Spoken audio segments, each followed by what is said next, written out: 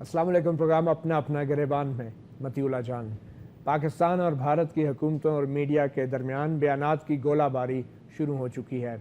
गो कि अभी जंग का कोई ऐसा आसार नहीं, ना ही कोई ऐसे शवाहिद हैं, मगर लगता ये है कि भारतीय हुकूमत ने, नरेंद्र मोदी की सरकार ने पाकिस्तान का सफारती, सियासी और मुआशी सतह पर घेरा तंग करने का फ़ैसला कर लिया है।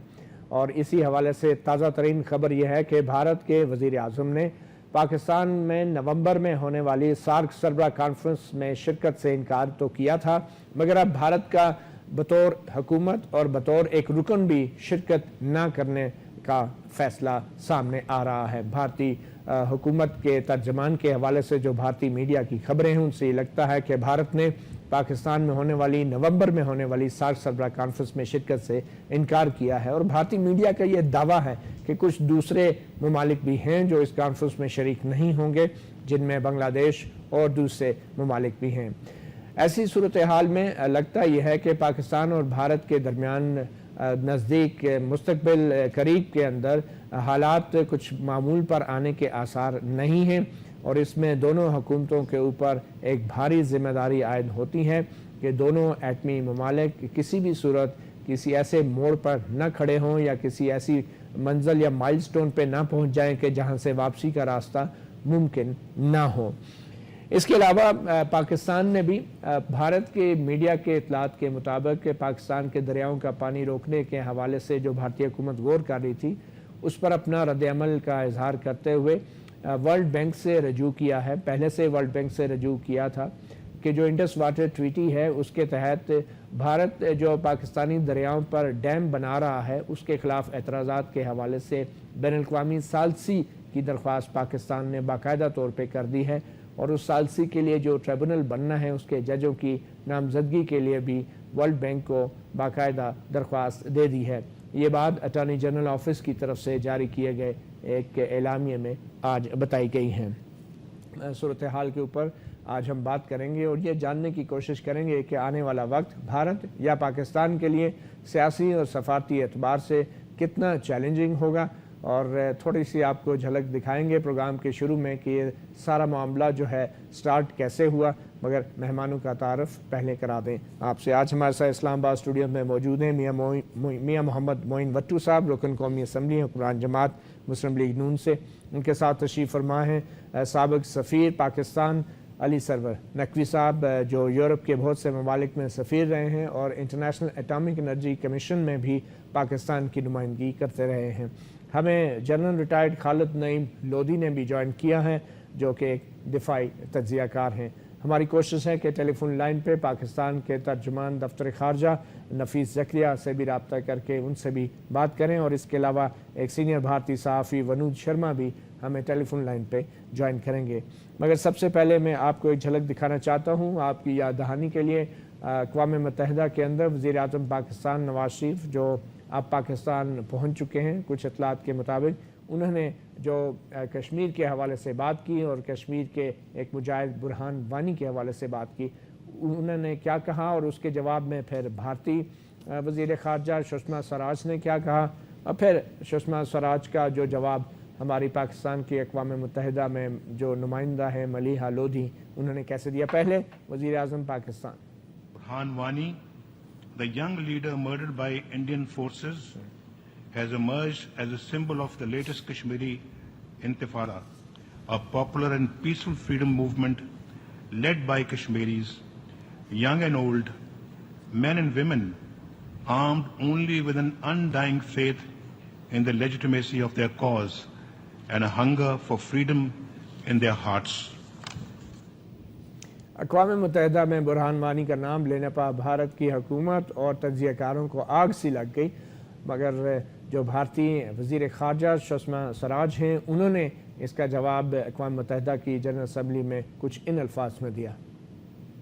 अगर पाकिस्तान ये समझता है कि इस तरह की हरकतें करके या इस तरह के भड़काऊ बयान देकर वो भारत का कोई हिस्सा हमसे छीन सकता है, तो मैं पूरी दृढ़ता और स्पष्टता के साथ यहाँ ये कह देना चाहती हूँ कि आपका ये मंसूबा कभी कामयाब नहीं होगा।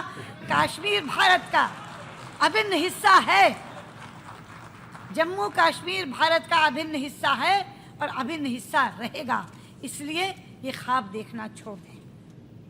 हिस्सा रहेगा। 7 लाख भारतीय फौजी मकबूजा कश्मीर में मौजूद हैं और अभी तक उन्होंने मकबूजा कश्मीर को भारत का हिस्सा बनाकर रखा हुआ है। मलीहा लोधी पाकिस्तान की नुमाइंदा, उन्होंने भारतीय वज़ीर ख़ारजा का कुछ इन अल्फाज में जवाब दिया था। We reject all the baseless allegations made in that statement. These allegations are designed principally to deflect global attention away from the brutalities being perpetrated by India's over 500,000 occupation force against innocent and unarmed Kashmiri children, women, and men in Indian-occupied Jammu and Kashmir. Their call for freedom has been met with characteristic Indian brutality. During the last 2.5 months, over 100 innocent Kashmiris have been killed, hundreds blinded, and thousands injured by Indian bullets and pellets, including infants, children, women, and men. बच्चों, औरतों और बूढ़ों पर जो जुल्म और तशद्दुद का बाज़ार भारतीय फ़ौजों ने मकबूजा कश्मीर में गर्म कर रखा है, उससे तवज्जो हटाने के लिए भारतीय हुकूमत इस किस्म के इल्ज़ामात पाकिस्तान पर लगा रही है। ये थी मलीहा लोधी, पाकिस्तान की अक़वाम मुत्तहिदा में नुमाइंदा। इसी हवाले से हम बात का आगाज़ करेंगे, मगर सबसे पहले मैं चाहूँगा अली सरवर नकवी साहब, आप साबिक़ सफ़ीर हैं, सार्क के हवाले से ये जो ख़बरें अब आ रही हैं कि भारत ने शिरकत से इनकार किया है, इसका क्या मतलब लिया जा सकता है? इसका पाकिस्तान की सफारती जो पोजीशन है या स्टेचर है, उस पर क्या असर पड़ सकता है अगर भारत जैसा मुल्क इस इजलास में शरीक नहीं होता, और क्या दूसरे मुल्क भी भारत के साथ ऐसा ही कोई फ़ैसला कर सकते हैं? देखिए, जब सार्क बना था 1984 में, तो मैं वज़ारत ख़ारजा में था उस ज़माने में, और ये तजवीज़ हमारे फ़ॉरेन ऑफिस की थी, जो कि बांग्लादेश ने फिर उसको अपनाया और उस ज़माने के सदर ज़ियाउर रहमान ने इसको ऑफिशियली लॉन्च किया था। तो बहुत सी उम्मीदें थीं और ये तवक्को थी कि जो इस खित्ते में आपस में जो सारे ममालिक हैं वो ताउन करेंगे, इक़्तिसादी ताउन, और उसकी वजह से सियासी हम आहंगी आएगी, सियासी अंडरस्टैंडिंग डेवलप हो जाएगी। आज मैं बैठ के ये जब सुन रहा हूँ तो मैं ये समझता हूँ ज़ाती तौर पे कि ये एक मुर्दा ऑर्गेनाइजेशन हो गई थी और इसमें इसको रिससिटेट हम कर रहे थे, इसको इसमें आर्टिफिशियल तरीक़े से हम उसको ज़िंदा रखे हुए थे। मैं समझता हूँ कि सार्क विल डाई आउट। मैं ज़ाती ख्याल अपना इज़हार कर रहा हूँ, क्योंकि अगर भारत नहीं आता है, बांग्लादेश नहीं आता है, शायद अफ़गानिस्तान भी ना आए, तो फिर रह जाएंगे भूटान और सिक्किम, भूटान और नेपाल भी नहीं आएंगे, तो फिर रह जाएगा श्रीलंका। तो क्या पाकिस्तान और श्रीलंका मिलके अफगानिस्तान भी है? वही मैं कह रहा हूँ कि अफगानिस्तान भी शायद ना आए, क्योंकि जिस तरह के बयानात अफगानिस्तान से आते रहे हैं और उनका अब तो रुझान ही कुछ और है, भारत के बिल्कुल ही ज़ेर असर आए हुए हैं, तो फिर तो श्रीलंका और पाकिस्तान रह जाएंगे, तो ये बेमानी हो जाएगी। तो आप क्या समझते हैं कि अगर भारत जैसा एक बड़ा मुल्क जो है एक इलाकाई तंजीम को हाईजैक कर लेता है, जैसा कि अब नज़र आ रहा है कि अगर उसने इनकार किया बाकी छोटे ममालिक भी मजबूरन उसका साथ देंगे, तो ऐसी तंजीम का कोई फ़ायदा तो नहीं है? क्या पाकिस्तान को इस तंजीम से निकल नहीं जाना चाहिए और ये नवंबर में होने वाला समिट इसको ख़त्म कर देना चाहिए? मैं यही ऐलान कर दें कि साल ख़त्म है और हम इसके रुकन नहीं है, और कहना चाहिए कि हम अब इससे अलहदा हो रहे हैं और हम इसको अब कोई मानी खेज तंजीम नहीं समझते हैं। और देखिए, अब जो इलाकाई सूरत हाल है उसमें हम SCO शंघाई कोऑपरेशन ऑर्गेनाइजेशन के मेंबर हैं, जिसमें भारत भी है और अफगानिस्तान उसका वो है कैंडिडेट मेंबर।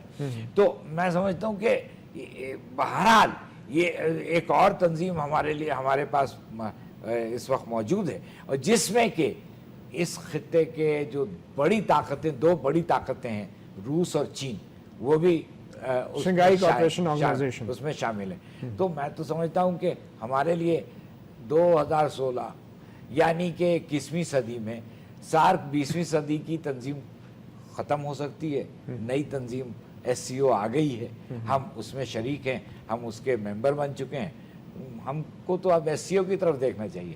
بالکل, یہ شنگھائی کوآپریشن یہ ایک اچھا متبادل ہو سکتا ہے. معین بھٹو صاحب, یہ ایک بڑا اہم فیصلہ ہوگا اگر سارک کے مستقبل کے حوالے سے فیصلہ کرنے طور پہ سارک ممالک کے نمائندہ جو حکومتیں ہیں, اور یہ ایک سیاسی فیصلہ ہوگا. کیا ہماری سیاسی حکومت کوئی ایسا فیصلہ کرنے کے لیے تیار ہے؟ اب آپ کے سرتاج عزیز صاحب نے کہا ابھی کچھ ہی دیر پہلے کہ اگر بھارت نے پانی بند کیا پاکستان کا تو یہ ایک اعلان جنگ ہوگا. اب سارک جس کا سمٹ نومبر میں ہونے جا رہا ہے, ہم علاقائی تعاون کی بات کر رہے ہیں اور بھارت ہمارے پانی بند کرنے کی بات کر رہا ہے, تو کیا یہ ممکن نہیں کہ ہمارے سیاسی نمائندے اور ہماری حکومتیں کم از کم سارک کے حوالے سے نومبر میں اس طرح کا کوئی اجلاس نہ رکھیں کہ جس میں کوئی آنے کو تیار نہ ہو؟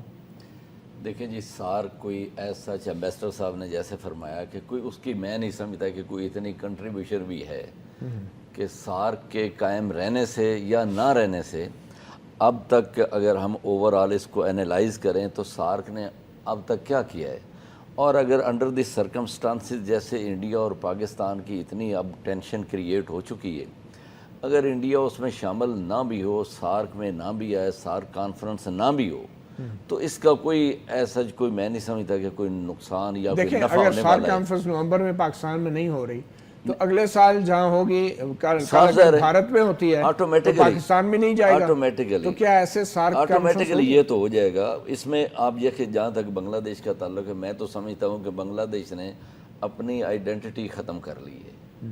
ان کی تو پتہ نہیں ساورینٹی بھی ہے یا نہیں ہے, بھارت کی ایک سیٹلائٹ سٹیٹ بن چکا ہے. بھارت کی آپ یہ سمجھتے ہیں کہ ان کا ایک وہ ایک حصہ ہے, وہ ان اناؤنسڈ, بلکہ وہ تو نریندر مودی کے ساتھ زیادہ ہیں اور بھارت کے ساتھ کم ہیں شاید.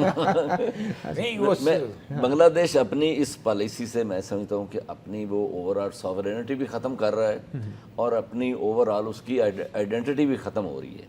لیکن اگر سارک کانفرنس میں بنگلہ دیش انڈیا کے کہنے پہ نہیں آتا تو پاکستان کا ایسا نقصان نہیں ہو, یہ تو اوور آل تمام. مگر بھٹو صاحب دیکھیں, آپ کے جو سیاسی لیڈر ہیں میاں محمد نواز شریف صاحب, وہ جب لاہور ڈکلیریشن کر رہے تھے تو ان کے ذہن میں خاکہ تھا کہ بھارت کے ساتھ تمام مسائل کے باوجود معاشی تعلقات ہونے چاہیے, علاقائی سطح پہ معیشت کو بہتر بنانے کے لیے, عوام کی قسمت اچھی کرنے کے لیے ان بڑے ممالک کو آپس میں تجارت بھی کرنی چاہیے. اس وقت تو یہ ذہن میں خاکہ تھا آپ کے لیڈر کے, جب وہ 1999 میں لاہور ڈکلیریشن ہوئی, واجپئی صاحب بھی آئے, اور یہ سارک اس کے لیے ایک بہترین فریم ورک تھا. اگر آپ اب اس سارک کو ختم کرتے ہیں تو پھر اس کا مطلب ہے بھارت کے ساتھ تجارت اور معیشت کے حوالے سے وہ آپشن بھی ختم. دیکھیں, سارک کو ہم نہیں ختم کر رہے, یہ تو خود بھارت ختم کر رہا ہے نا. اگر بھارت ختم کر رہا ہے, یہ اوور آل اصل میں یہ ایک چیز نہیں ہے, اس کے پیچھے ایمبیسڈر صاحب سمجھتے ہیں, آپ سمجھتے ہیں کہ ایک اوور آل جو سیناریو ہے پوری دنیا میں, یہ اس کا میں سمجھتا ہوں یہ بھی ایک حصہ ہے کہ بھارت اب جو ہے اس کا جھکاؤ اب جب امریکہ کی طرف ہے, تو میں اپنے طور پہ, میں کوئی ایکسپرٹ کے طور پہ بات نہیں کر رہا ہوں, میں اپنی ایک ذاتی رائے دینا چاہتا ہوں, نہ یہ حکومت کے بھی آپ پہ کوئی میری سٹیٹمنٹ ہے.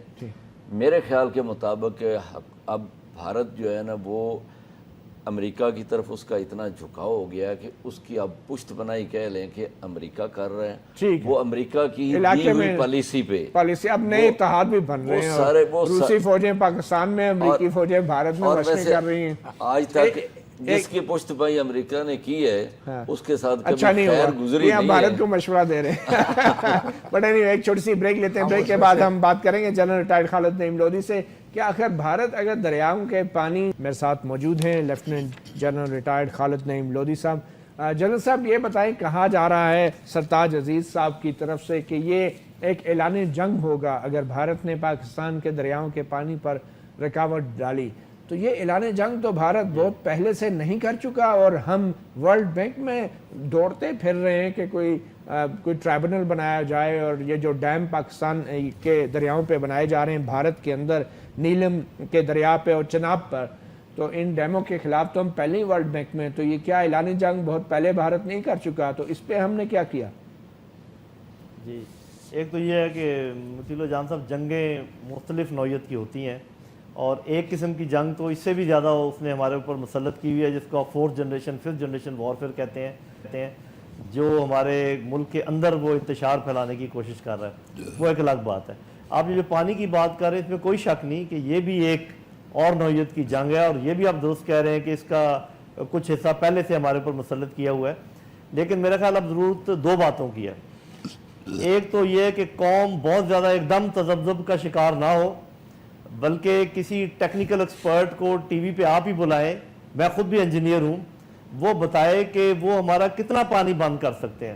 مثلا ہمیں پتہ ہونا چاہیے کہ دریائے کابل ان کے کنٹرول میں نہیں ہے، جس میں انڈس کا میجر پانی آتا ہے، چناب کی کچھ ٹریبیوٹریز ان کے کنٹرول میں نہیں ہے، اور سیلاب کے زمانے میں بہت سارا پانی وہ کنٹرول نہیں کر پائیں گے، لیکن بہرحال کچھ نہ کچھ اس میں وہ ہچز ڈال سکتے ہیں۔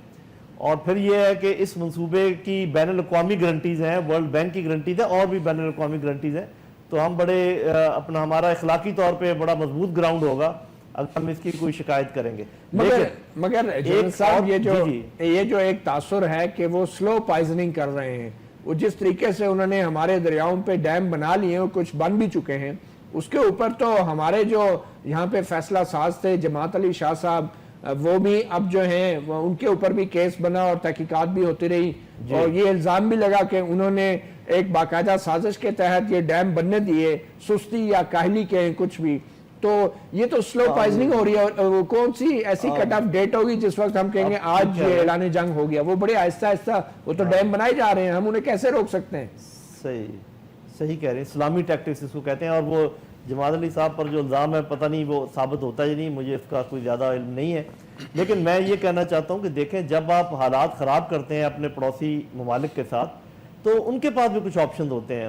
صاف ظاہر ہے کہ ہم پانی الٹا تو نہیں چلا سکتے، ہم شاید اس نوعیت کی جنگ نہ کر سکے، لیکن کیا ہمارے پاس اور آپشنز نہیں ہیں؟ کیا ہم بہت سارے اور محاذ نہیں کھول سکتے جن کا میں ذکر کرنا ضروری نہیں سمجھتا، جو ان کے اسٹریٹجسٹ ہیں وہ سمجھتے ہیں، وہ کہ ہمارے اس پر امتحان نہ لیں، ہم نہیں جی، وہ جب کھولیں گے تو پھر ان کو سمجھ آ جائے گی، وہ کھلے ہوئے نہیں ہیں، یہ ان کی غلط فہمی ہے۔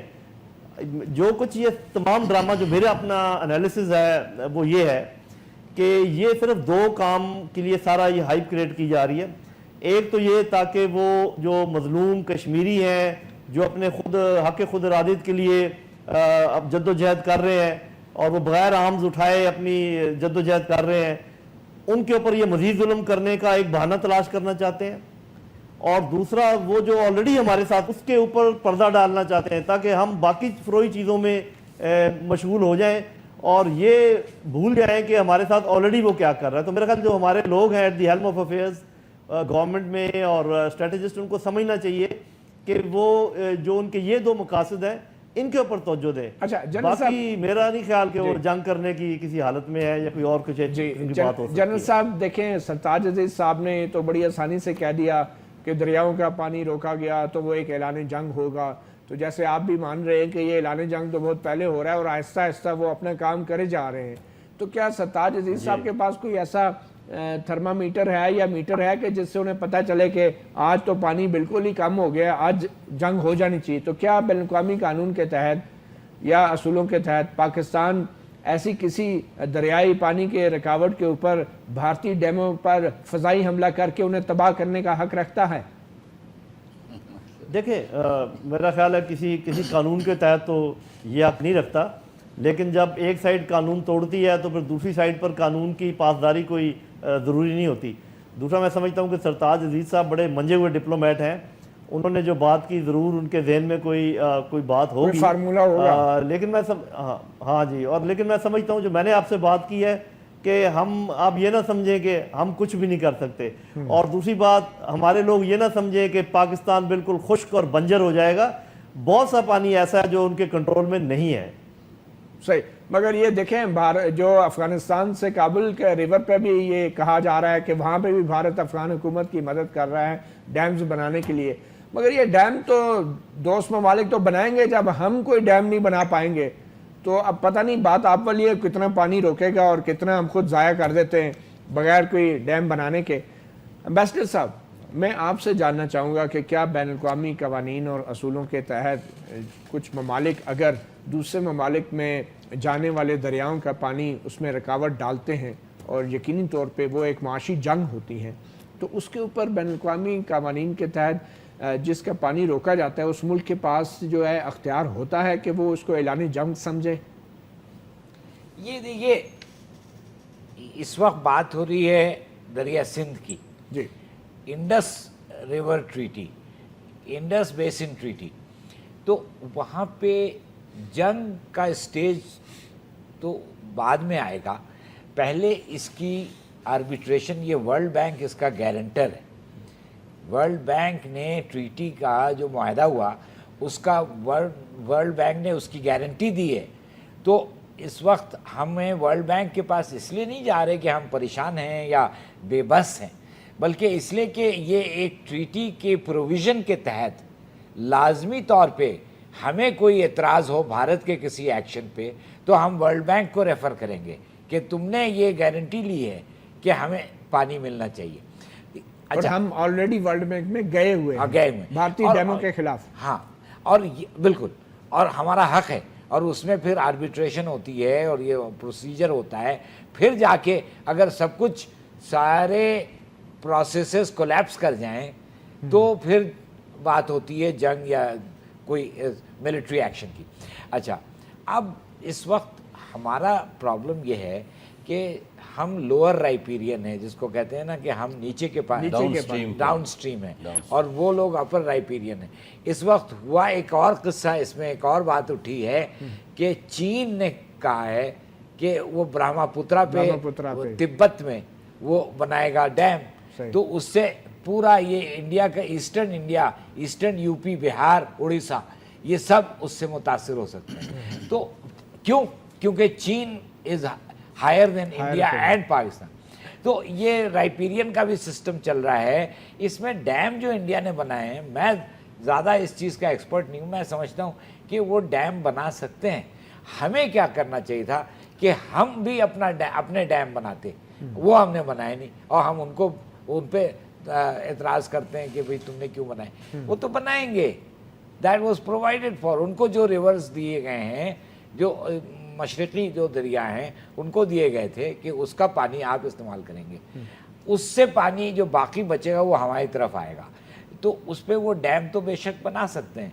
हमारे पास मगरबी दरिया है, हम उस पर डैम बनाएं, तो उस पर उनको कोई, मैं समझता हूँ ये मसला जो है ये रिजॉल्व हो सकता है अगर दोनों तरफ से कोशिश की जाए। और भारत सिर्फ धमकी दे रहा है, वो आपको हर तरह से डरा रहा है, तो एक ये पानी का भी मसला खड़ा कर दिया है उसने, तो इससे घबराना नहीं चाहिए। मैं जनरल साहब से एग्री करता हूँ। मतलब पानी इतना भी आ सकता है कि खुद भारत डूब जाए, तो वो तो भाई अगर मटर साहब देखें, आपकी नून लीग, मुस्लिम लीग जो है कई बार हुकूमत में आई, और ये भी कहा जाता है कि एक इल्ज़ाम तो ये भी है अयूब खान के ऊपर कि उसने पाकिस्तान के दरिया बेच दिए। ये बड़ा एक इल्ज़ाम के तौर पे ये बयान दिया जाता है आम तौर पे। तो पाकिस्तान में आपकी हुकूमत कितनी बार आई, तो इस डैम के हवाले से, पानी के इस्तेमाल के हवाले से आपकी हुकूमत ने क्या किया अभी तक? एक तो जी मैं थोड़ा सा, ये आपने अच्छी बात की और ये मैं भी चाहता था कि इसको डिस्कस होना चाहिए कि जो इंडस वाटर ट्रीटी जो है, इनफैक्ट ये है मुआहदा कि इंडिया फ्लो ऑफ वाटर को नहीं स्टॉप करेगा, रनिंग वाटर को वो इस्तेमाल वो रोक नहीं सकता। मतलब वो पावर हाउसेस बना सकते हैं। पावर हाउसेस का उसमें ये है कि वो बना सकता है, मगर फ्लो ऑफ वाटर डैम नहीं बना सकता। नहीं, डैम और पावर हाउसेस तो एक ही चीज़ है ना। हाँ, लेकिन दूसरी बात जो जनरल साहब ने की, वो बिल्कुल वो इंजीनियर हैं, वो समझते हैं कि इंडिया के लिए इतने पानी को स्टोर करना मुमकिन ही नहीं है। दूसरी बात यह है कि जो इंडस वाटर ट्रीटी है, आज आपने ये तो कम से कम ज़रूर देखा कि जो हमारे लोग बिला वजह यूं ही तनकीद करते हैं, अपने आप को मतून किए रखते हैं, अपने आप को बुरा भला कहने लगते हैं, और उसमें एक ओवरऑल मुल्क में जो मायूसी की फ़िज़ा फैलाने की हम सब में ये एक बड़ी फितरतन ऐसी बात पड़ गई है, ये गलत बात है। आज देख लें कि अगर इंडस वाटर ट्रीटी ना होता तो आज जो हमारा इंटरनेशनल लेवल पे क्लेम है, जो हम इंटरनेशनल कोर्ट में जा सकते हैं या हम अपने केस को फाइट कर सकते हैं, अगर ये मुआहदा ना होता तो फिर आप क्या करते? ایک تو یہ آپ کو پوری قوم کو یہ ریئلائز کرنا چاہیے کہ جو سندھ طاس معاہدہ ہے وہ ملک کے حق میں ہوا ہے، وہ ملک کے خلاف نہیں تھا، کوئی سازش نہیں تھی. ٹھیک ہے. اور اب بھی میں یہ کہہ دوں کہ اس میں واٹر کے فلو کو روک نہیں وہ سکتے، پانی کو سٹور نہیں کر سکتے، پانی کو آگے آنا ہے، یہ اس معاہدے کی ایک لازمی شرط ہے. اور جہاں تک یہ ہے کہ جی اگر وہ پانی روک لیں گے تو کیا ہم پہ ان پہ حملہ کر دیں گے، یہ معاہدے کا حصہ نہیں ہے. دوسرا یہ معاہدے کا حصہ نہیں ہے. مختصراً یہ ایک چھوٹی سی بریک لیں گے اور بریک کے بعد پھر یہ بھی خبریں آ رہی ہیں کہ بھارت پاکستان کو پسندیدہ ترین جو ملک کا درجہ دیا ہوا ہے وہ بھی واپس لے گا، یا پاکستان نے جو دیا ہوا ہے اس پہ بھی پاکستان کو جی لے لے. وہ تو جیسے کہتے ہیں نا کہ السلام علیکم کا بھی، السلام علیکم کا وہی مطلب ہے جو وعلیکم السلام کا، جب وہ کہہ دیں گے تو ہم بھی کہہ دیں گے جی کھایا پیا کچھ نہیں، گلاس تھوڑا بڑا یہ وہ والا درجہ ہے جو دیا. ہمیں بھی کوئی محبت نہیں ہے بھارت سے، وہ اگر یہ تو دونوں کو پڑوسی ممالک ہیں، اگر ہمارے ساتھ تعلقات کی ان کو ضرورت نہیں ہے تو ہمیں بھی نہیں ہے. چلیں ایک چھوٹی سی بریک لیتے ہیں اور پھر بریک کے بعد بات کریں گے. میں نئے سیاسی اتحاد بھی دیکھنے کو مل رہے ہیں. وہ روس جو کہ جس پہ الزام تھا 1980 میں بلکہ 79 میں کہ وہ افغانستان میں اس وجہ سے داخل ہوا کہ وہ پاکستان کے ساحلی سمندری علاقوں میں آنا چاہ رہا تھا، وہی روس آج پاکستان کی فوج کے ساتھ مشقیں کر رہا ہے. اور یہ وہ روس کی اور پاکستان کی فوج ہے جو افغانستان میں ایک دوسرے کے خلاف طویل عرصے تک تقریباً 9 یا 10 سال تک برسر پیکار رہی اور سوویت یونین کو افغانستان سے بھاگنے پر مجبور کیا.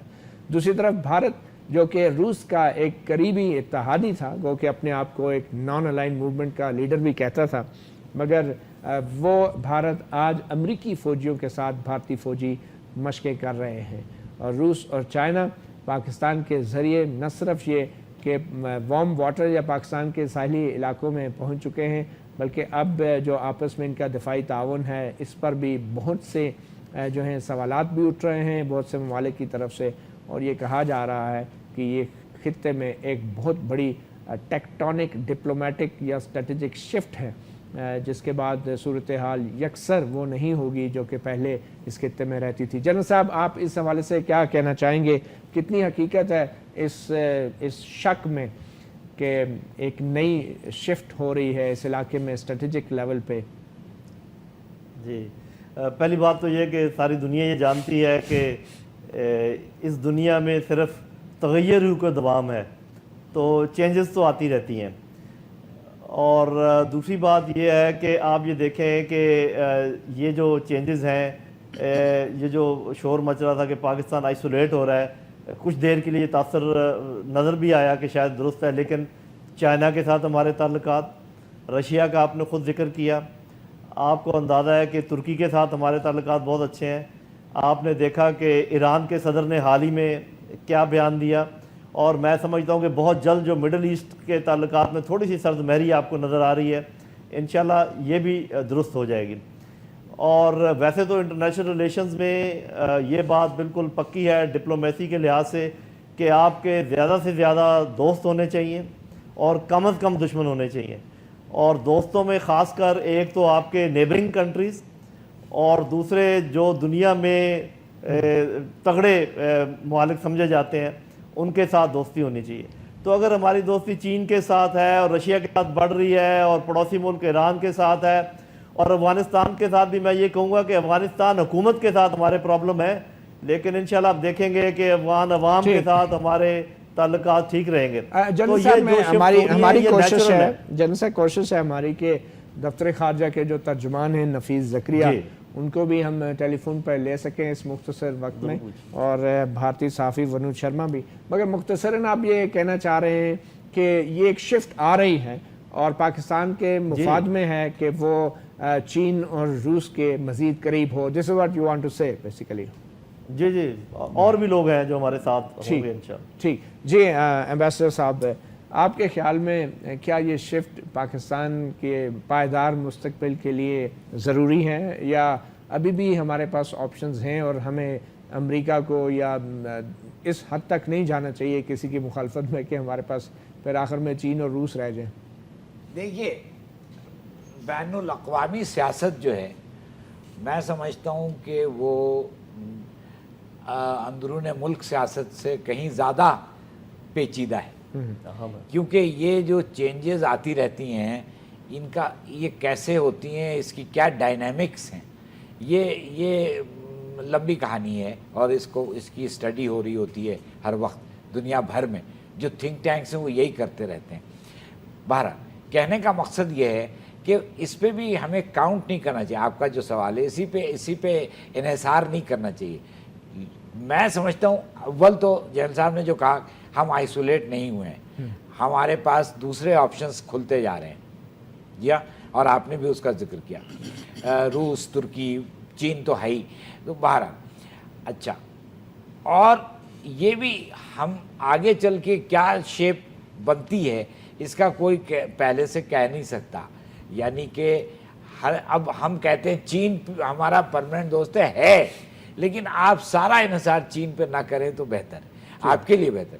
और असल स्ट्रेंथ आपकी अंदरून मुल्क होती है, तो वो आपको बनानी है। बहरहाल अब यहाँ जो ये सूरत हाल बदल रही है, ये एक बड़ा इंटरेस्टिंग डायनामिक्स आ रही हैं कि वो जो आपने कहा कि रूस पहले हमारा हरीफ था, हम उससे वहाँ पे अफ़गानिस्तान में हमने जंग भी उसमें शरीक हुए, लेकिन अब वो बदल गया है। तो ये सूरत हाल इसलिए हुई है कि अमेरिका और चीन की जो राइवलरी है उसके वजह से यहाँ रीशेपिंग हो रही है। रूस भी अब अमेरिका के ग्लोबल डिज़ाइंस को नहीं एक्सेप्ट करता है, और चीन इस खित्ते में अमेरिका के डिज़ाइंस को चैलेंज कर रहा है।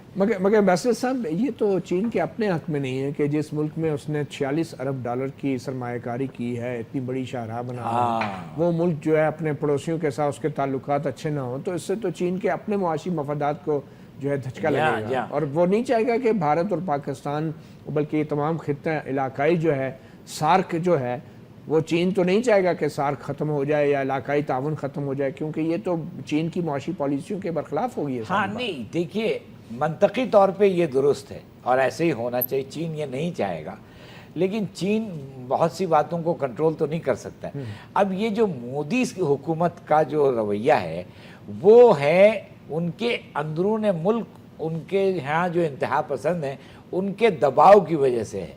यानी मोदी साहब तो रिपोर्ट करते हैं शिवसेना के कॉन्फ्रेंस में जाके, वो अपना केस प्लीट करते हैं कि भाई हमने ये किया है, आप जो चाह रहे थे ये।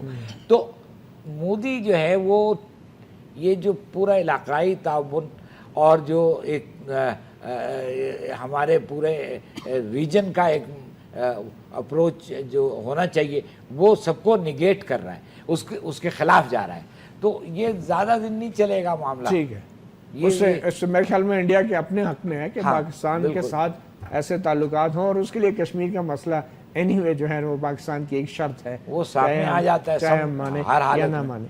मोइन भट्टू साहब, आपकी सियासी हुकूमत, इतनी बड़ी शिफ्ट आ रही है, रूसी फौजी पाकिस्तान में मशक़ें कर रहे हैं, आपकी नवाज शरीफ साहब की सियासी हुकूमत लगता है कि वो कोई जुनेजो साहब की सियासी हुकूमत है जिसके हाथ में बहुत सारे मामलात नहीं हैं। आप लोग तो अभी तक एक कुल वक्ती वज़ीर ख़ारजा और वज़ीर दिफा भी आपका नहीं है, और इतनी तब्दीलियाँ आ रही हैं और इतनी रफ्तार से आ रही हैं, तो आपकी हुकूमत तो बिल्कुल कहीं पस मंज़र में जाती जा रही है। ये रूसी फ़ौजों का यहाँ ना, क्या ये हुकूमत का फ़ैसला था या फ़ौज का फ़ैसला था? देखें, ये आप हुकूमत को इस बात पे शाबाश देनी चाहिए आपको। अच्छा। कि वज़ीर आज़म ने जो यूएनओ में स्पीच की है, मतलब वज़ीर ख़ारजा वज़ीर दिफा के बगैर ही काम चल जाता है। सुन तो लेना कि वज़ीर जो ख़ारजा हैं वो सरताज अजीज़ साहब एडवाइज़र के तौर पे अपनी जिम्मेदारियां भरपूर तरीके से अदा कर रहे हैं। वो बेचारे सिर्फ एडवाइस कर सकते हैं।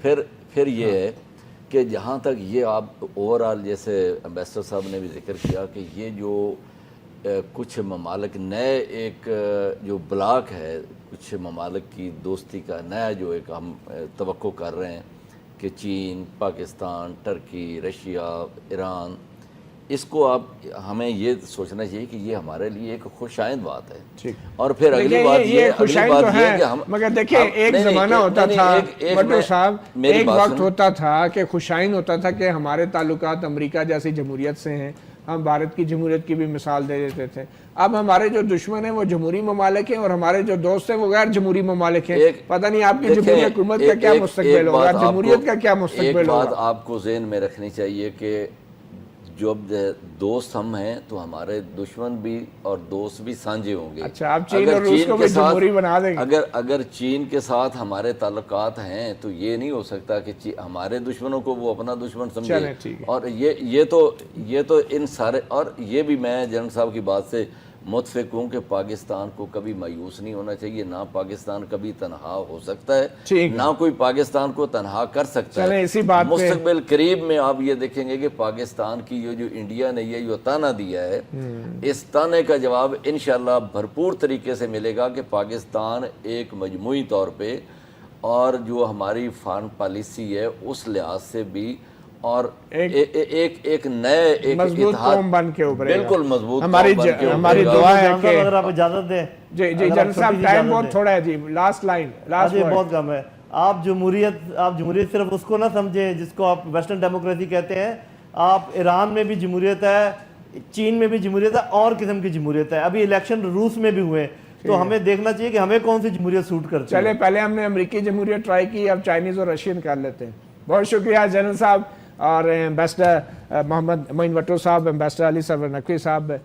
ہماری یہ دعا ہے کہ پاکستان اور بھارت اپنے تعلقات معمول پر لے آئیں تو ہمارے لیے جو ہیں مشکل فیصلے پاکستان کو نہ کرنے پڑے, کیونکہ مشکل فیصلوں کے لیے ہمارے پاس کل وقتی وزیر خارجہ اور وزیر دفاع نہیں ہیں. اب یہی توقع کر سکتے ہیں کہ حالات خود بخود بہتری کی طرف جائیں گے. اپنا گریبان سے اتنا ہی. مطیع اللہ جان کو اجازت دیجیے. اللہ حافظ.